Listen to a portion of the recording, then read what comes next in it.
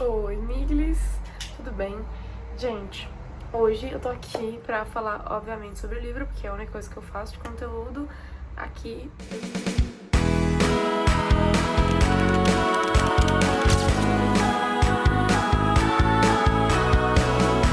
Eu tenho vários livros, alguns são a maioria deles são livros que eu quero ler, alguns deles são livros que eu li. Eu derrubei alguns livros, mas enfim, eu queria falar com vocês sobre eles. Vou falar também sobre as minhas leituras atuais e fazer algumas recomendações de livros pra vocês. E, calma aí. E obviamente ficar aberta aqui para receber novas opiniões aqui, se vocês querem que eu fale mais sobre o livro, recomendações também. Só deixando nos comentários ou me mandar alguma mensagem no Instagram que eu estarei escutando. Eu tava devendo um livro, inclusive, pro meu Instagram de leitura, falando sobre livros, porque eu falei que eu ia fazer, eu não fiz, desculpa, desde já.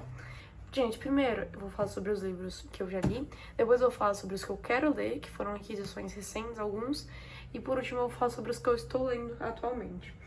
Gente, eu vou começar, são esses livros aqui que eu li recentemente, todos em tipo, menos de 3 meses, eu acho.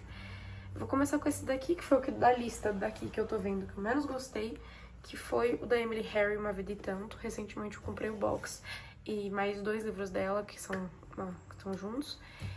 E eu não gostei muito desse livro. Ele, sei lá, eu não sei, eu tenho certeza que a culpa foi minha por eu não ter gostado, mas eu ultimamente estou lendo muito livro de romance e eu senti que eu estou enjoada de ler romances. Isso é bem triste, na verdade, mas eu não sei também se seja talvez um problema com a autora. Mas é o primeiro livro que eu leio dela e com certeza eu vou dar outras chances na minha lista de livros que eu quero ler. Tem um dos livros dela que é o que eu mais quero ler. Então, assim, não vou, só porque eu não gostei de um, eu achei ele bem mediano, dei 2,5 pra ele. Não vou considerar ele o pior livro de todos. Mas enfim, ele fala sobre 2 escritores, eles são meio que rivais.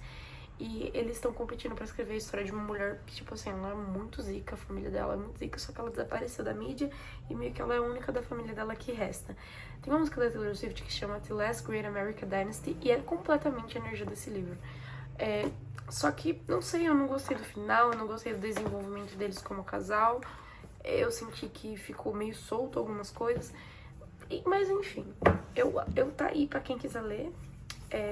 Seguindo disso, a gente já vem pra um negocinho mais sério, que é Kim Ji-young, nascida em 1982.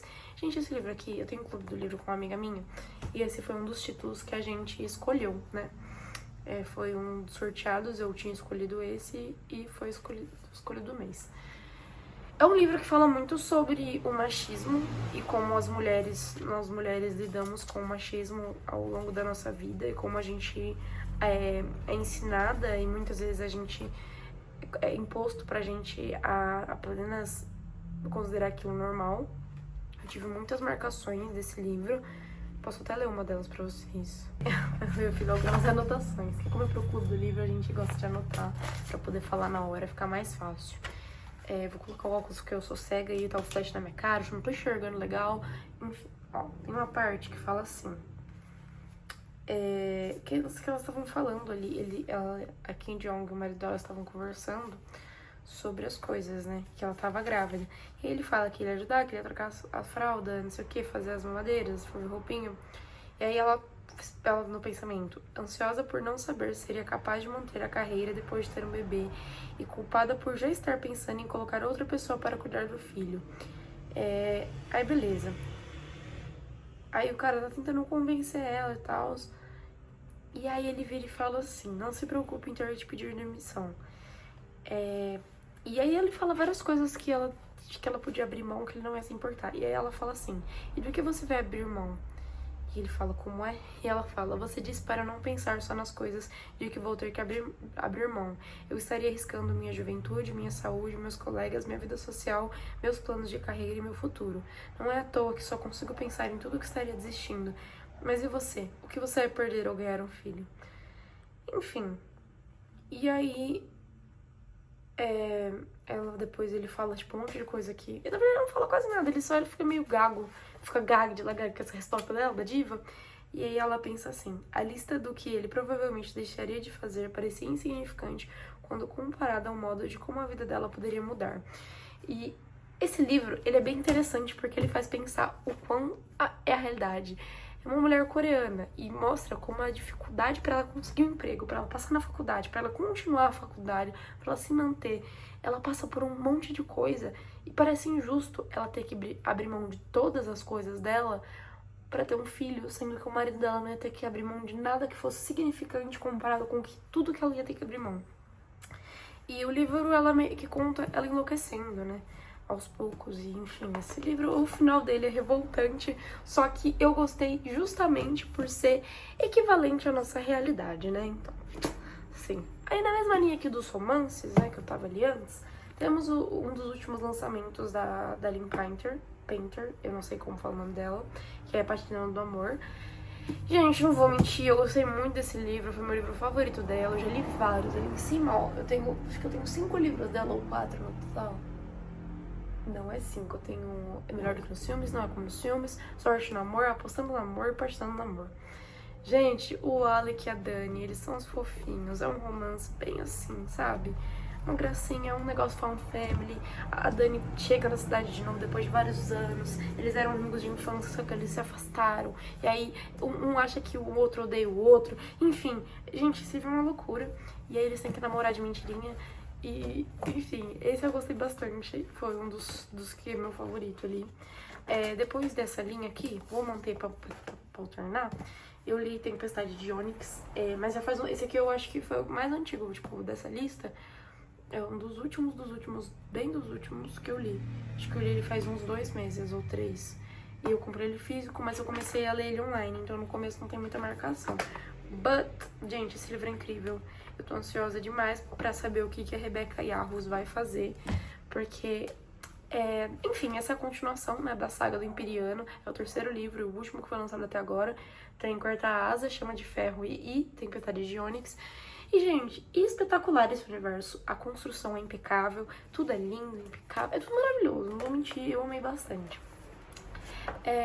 Aqui um dos últimos, esse aqui faz tipo uma semana que eu acabei de ler ele, e menos que isso.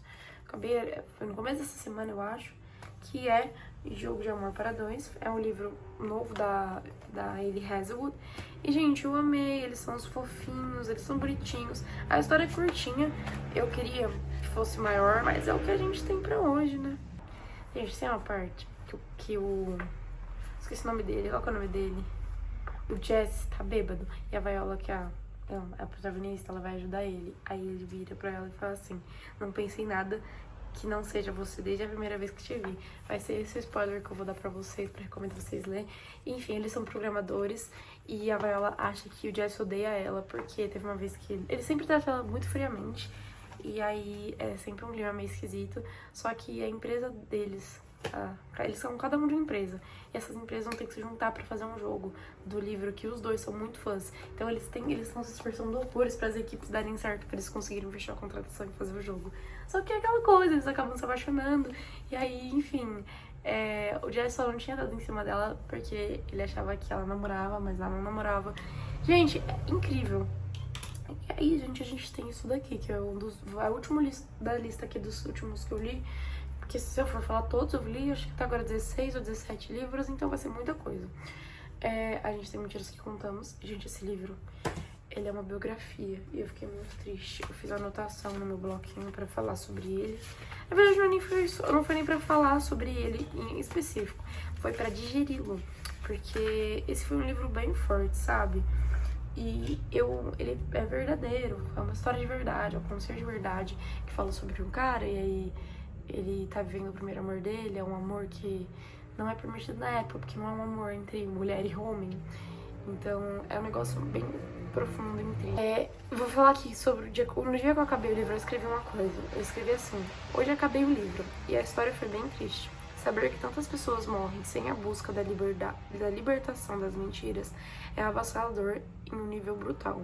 O romance dos protagonistas, mesmo que tenha a sua história em uma pequena parte, mostra o impacto que o primeiro amor causa nas pessoas e as consequências de viver isso em silêncio. Algo que abafa ao ponto de sufocar, levando à morte muitas vezes planejada. Acho que o livro é bom pela maneira que o autor se dispõe a compartilhar sua fragilidade através de uma escrita tão coesa. vai ser isso, porque a outra parte é bem pessoal, eu não vou expor no YouTube, sinto muito, mas enfim, eu gostei bastante do livro, ele é bem triste, eu chorei horrores. Sabe aquele livro que você fecha, você começa a chorar e você não para de chorar e você fica assim, meu Deus, esse livro acabou comigo. São os meus favoritos, e eu favoritei esse livro. E agora a gente vai falar sobre os livros que eu quero ler. Eu quero muito ler a saga de Estilhaça-me. Eu sei pouquíssimo sobre a saga de Estilhaça-me, porque eu não queria pegar muito spoiler. Eu comprei o box inteiro, ele tá ali em cima. E os contos eu vou ler no celular pra ver se eu compro, né? Primeiro eu leio online, depois eu leio físico se eu quiser. Enfim, eu vou ler aqui a parte de trás pra vocês entenderem sobre o que se trata. Ninguém sabe porque a garota tem um poder tão impressionante, o qual ela acredita ser uma maldição, um fardo que uma pessoa sozinha seria incapaz de carregar. Contudo, o restabelecimento enxerga essa característica como um dom e passa a vê-la como uma oportunidade que seria de usá-la como arma letal. Porém, Juliette tem seus próprios planos. Depois de passar toda a vida privada de liberdade, ela finalmente está encontrando forças para lutar e para viver um futuro com o garoto que pensava ter perdido para sempre. No eletrizante primeiro volume da série Estilhaça-me, eu não sei o nome dela, da autora, apresenta um mundo distópico hipnotizante que emocionalmente uma emocionante história de super-herói com uma heroína inesquecível. Eu comprei esse livro e agora ele tá aqui pra eu ler ele, eu estou ansiosa. Depois temos o livro A Hora da Estrela, da Clarice Lispector. Ó, esse livro é lindo, gente, a edição, a parte de trás, ele é bem bonito. Eu sei que a Clarice Lispector é uma autora bem profunda. Esse livro eu também não sei muito sobre o que se fala. Eu sei que tem um filme e eu não assisti o filme ainda porque eu quero ler o livro. Então, assim, eu não sei muito também sobre o que se trata. Tem muitas obras que eu quero ler que eu sei que são boas e eu procuro não saber sobre o que se trata pra mim poder ter uma experiência maior. Então eu também não sei, mas eu sei que é um pouquinho triste e o final é meio avassalador, do jeitinho que eu gosto. E aqui a gente tem Quarto de Despejo, que também seria meio que uma biografia, já que se trata de uma realidade. Quarto de Despejo é escrito pela Carolina Maria de Jesus e é um diário, né? É o diário dela.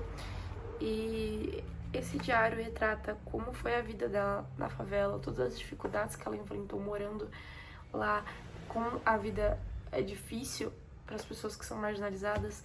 E eu quero muito ler esse livro, só que esses livros que geralmente pegam em assuntos sociais, eu demoro um pouquinho para ler, porque são coisas mais, não sei explicar, mas me pegam de um jeito diferente do que são leituras que não são coisas pessoais, sabe?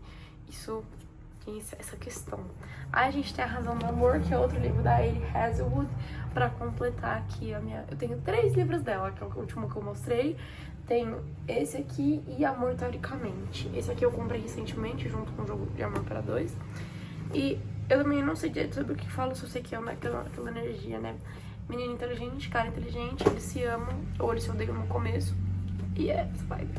Gente, o vídeo parou de gravar porque o meu celular tava carregando, e aí deu um problema ali no carregador, e aí não tava carregando, e aí, enfim, aí parou de gravar. Mas eu voltei, eu deixei o celular carregando, assisti um filme aqui, voltei. Vou continuar, eu tava falando do livro da Aline Hazelwood. Gente, eu até baixei o astral, no final do filme eu fiquei emocionada, só que eu chorei. Era realmente isso, deu uma lida aqui na sinopse. Eles realmente se odeiam, e aí, pelo que eu tenho certeza, eles se odeiam, mas são mal entendidos, no final vai dar tudo certo. Que é assim, e às vezes a gente tem que ler alguma coisa assim pra gente confortar o nosso coração. Aí a gente vem pra Torturado, que é mais um livro brasileiro da lista, que eu disse que eu quero ler. Ele fala sobre 2 irmãs, e elas vivem em condição de trabalho escravo, e elas são marcadas por um acidente de infância, pelo que eu entendi. E o livro meio que gira em torno disso. Aí, nem te conto, é um dos livros da Emily Harry que eu comprei, que eu mais tava querendo ler. Fala sobre, é o seguinte, esse livro fala meio que o seguinte: a Daphne, ela é casada com um cara, e esse cara, ele sempre conta a história deles, bonitinho, só que esse cara simplesmente eu amei a melhor amiga de infância. E aí, ele fica com a melhor amiga de infância dele e larga ela. E aí, ela vai morar com quem? Com o ex da mulher do ex dela. Deu pra entender? Eu não entendi direito. Enfim, parece que vai ser muito bom, porque meio que eles vão morar juntos. E aí eles se evitam bastante, enquanto eles estão tristes, porque eles foram largados, pro casal ficar junto lá. Enfim, e aí uma hora eles vão ficar juntos. É isso que eu sei, outro romance também nessa mesma energia. E nessa lista aqui a gente tem A Maldição de Titã, que é o terceiro livro de Percy Jackson. Eu quero ler ele especificadamente antes de lançar a terceira temporada da série. Pra mim, né, tá na mesma aqui, de assistir e ó, eu lembro disso aqui, que foi o que aconteceu nas últimas 2 temporadas. Eu demorei pra caramba, eu comecei a ler em 2024 e eu só vou terminar de ler em 2023 porque eu tinha 2026, porque eu perdi esse livro e deu todo um trampo pra estar aqui de volta. Então eu vou finalmente acabar de ler a saga. Nessa mesma linha de saga, a gente tem Amanhecer na Colheita, que é contando a história dos Jogos Vorazes do Haymitch, que é o treinador da Katniss, pra quem não... É treinador que fala... Não é treinador. Qual que é o nome? Eu esqueci, mas enfim, ele tá lá com a Katniss e com o Peeta, lá em Jogos Vorazes da saga. E essa é a história, só que eu vou ter que ler os últimos... Eu ainda tô no segundo livro, que é o que eu tô lendo, que tá na lista dos livros que eu tô lendo. Então ainda falta o terceiro e o quarto, e aí eu vou ler esse aqui, né? Mas vai chegar essa hora. Tô ansiosa. A gente tem também nessa lista que eu comprei e eu quero muito ler, A Inquilina Silenciosa, que fala sobre um cara, e aparentemente esse cara é meio bitolado. Só que só por algumas visões, porque esse livro conta ponto de vista de 3 pessoas diferentes em relação a esse cara. A menina, que o cara sequestrou, a namorada dele, que não sabe que ele é louco e que ele sequestra pessoas, e a filha dele, que também, né, não sabe disso. Enfim... ele é um serial killer e a única menina que sobreviveu é o que tá contando a história. E aí, gente, acho chique. E agora a gente vai entrar na lista dos livros que eu estou lendo, sendo que um deles eu vou deixar aí na tela, que eu estou lendo, que é Capitão de Areia, e não tem como mostrar porque eu tô lendo ali no celular. Gente, primeiro aqui eu vou falar em Chamas, que é o segundo livro da saga de Jogos Vorazes. Eu tô quase acabando, eu tô na página 244, tem 415 páginas. Gente, enfim, Chamas é meu filme favorito de Jogos Vorazes. E eu tô gostando bastante. Não vou mentir, eu tô gostando mais do que o primeiro livro, tanto que eu tô lendo ele até mais rápido do que o primeiro livro. E eu acho que é isso. Essa história dos filmes vai entender dos livros, é muito da hora ler, porque tem muito mais detalhe, tem muito mais coisa. Enfim, eu como fã de Jogos Vorazes, eu estou amando. E eu tô realmente ansiosa pra acabar de ler a saga inteira antes que chegue em novembro, pra mim poder falar com propriedade, quando eu estiver no cinema assistindo Amanhecer na Colheita, que eu já li todos os livros, ok? E aí, por último, a gente entra na lista aqui, um que não é que eu comecei a ler oficialmente, até porque eu tô na página, tipo, bem no comecinho, que é na página 14. Só que a gente tem esse livro aqui da Família Perfeita, que eu peguei na biblioteca porque eu fiquei com dó de pegar um livro só, sendo que eu posso pegar 2.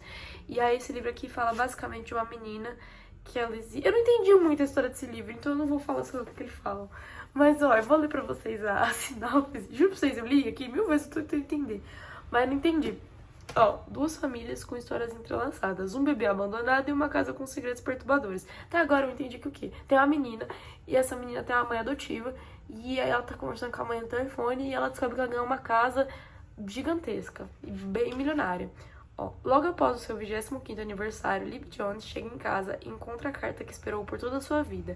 Ao abri-la, a jovem tem apenas uma coisa em mente. Enfim, vai saber quem ela é. Em pouco tempo, Lib descobre não apenas quem são seus pais biológicos, mas também que é a única herdeira de uma mansão abandonada que vale milhões.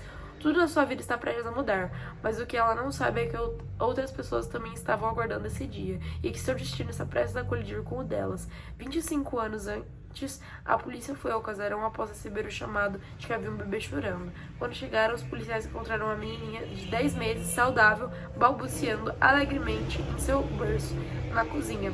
Porém, jazia 3 cadáveres em decomposição, todos vestidos de preto, ao lado de um bilhete rabiscado às pressas. Um dos maiores sucessos da literatura de suspense dos últimos anos, A Família Perfeita acompanha a história de uma casa com um passado sinistro, em que o leitor vai em busca da verdade por trás das circunstâncias bizarras que se agravam a cada página.